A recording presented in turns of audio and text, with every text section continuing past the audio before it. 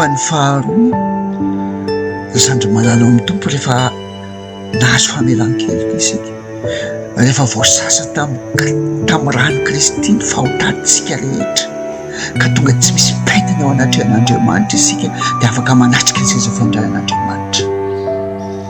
Hidera azy isika. Ny antsoina hoe fideran'Andriamanitra dia fanomezan'Andriamanitra ny voninahitry ny anarany.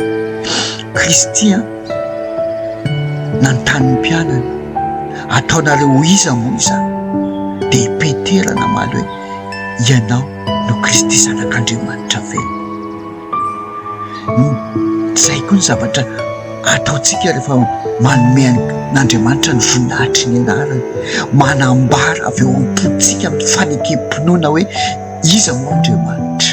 Ianao ilay masina indrindra, ianao ilay marina, ianao no tompoko, ianao no Andriamanitra, ianao no mpanjaka ny mpanjaka, ianao ilay Andriamanitra tsy toa, ianao ilay nahary lanitra sy ny tany tamin'ny endrika kanto sy tsara indrindra tao anatin'ny enina andro monja. Lazao avy ao am-pontsika ilay fanekem-pinoana lehibe hoe iza moa Andriamanitra. Zay fiderana an'Andriamanitra, manome an'Andriamanitra ny voninahitry ny anarany ao anatin'ny segondra 30 segondra fotsiny dia ampy iresantsika indray koa hanomezantsika an'Andriamanitra ny qualificatif faran'izay tsara indrindra rehetra, ny voninahitry ny anarany ometsika azy. Izay ny antsoina hoe mideran'Andriamanitra amin'ny tapany voalohany.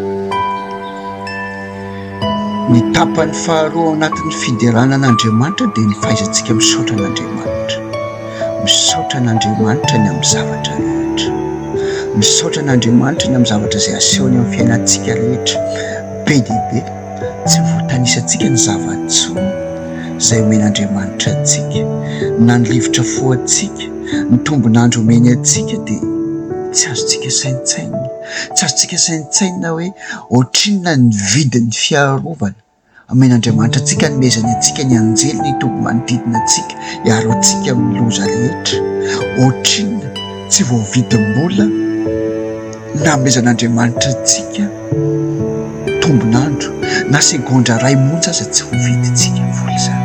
Mila misaotra an'Andriamanitra zanany, misaotra an'Andriamanitra ny amin'ny zavatra rehetra, misaotra ny amin'ny tombon'andro, misaotra ny amin'ny fahasalamana, misaotra ny amin'ny zava-tsoa rehetra sy ny arem-pitahiana azy atobaka ao amin'ny fiainako iray manontolo. Ary hetsekilany ao anatin'ny hoe misaotra an'Andriamanitra dia misaotra an'Andriamanitra koa na dia hivelontsika aza fa misy zavatra ratsy mitranga amin'ny fiainantsika. Indraindray isika mandalo tafio-drivotra, mandalo ady, dia indraindray tsika mety ho alahim-panahy ary satana koa makafanahy antsika hanometsiny an'Andriamanitra. Tena fadio dia fadio. Fa matoa ny zavatra anankiray mitranga ao amin'ny fiainantsika dia tadidio tsara. Fa matoa mitranga ao amin'ny fiainantsika ny zavatra anankiray dia nahazo alalana avy amin'Andriamanitra matoa mitranga. Ary matoa mitranga amin'ny fiainantsika dia zavatra hasoantsika. Isika ny manao azy hoe ratsy, fa Andriamanitra matoa asehony dia misy lalana hitondrany antsika, hitaizany antsika, hikarakarany antsika. Ary Andriamanitra mitaiza antsika ho any amin'ny mandrakizay, ho any amin'ny zavatra. Andriamanitra mitaiza antsika matoa zany ny zavatra rehetra mitranga dia miara-miasa hasoa antsika. Ary izay ny ambarany ten'Andriamanitra ao amin'ny Romanina 5:9-20 hoe fa ny zavatra rehetra dia miara-miasa hahasoa izay tian'Andriamanitra. Ka mila mitandrina isika tsy ho tafalatsaka hoe rehefa misy zavatra tsara ihany isika no milaza hoe avy amin'Andriamanitra ity, fa rehefa tonga ny zavatra ratsy dia manometsiny an'Andriamanitra isika. Tena fadio satria izay nahatonga ny zanak'Israely niapatrapatra tany anefitra ny fatiny, satria naseho an'Andriamanitra tamin'ny zavatra rehetra. Naseho an'Andriamanitra hitan'ny zanak'Israely ny ranomasina mena ny saraka. Teny amin'ny vatolampy Andriamanitra ny namoaka rano miboboka hosotrony, ny mana sy ny papelika tany anefitra. Fa ny zanak'Israely nanometsiny an'Andriamanitra foana. Fa mila mizatra misaotra an'Andriamanitra, misaotra ny amin'ny zavatra rehetra, ary misaotra foana.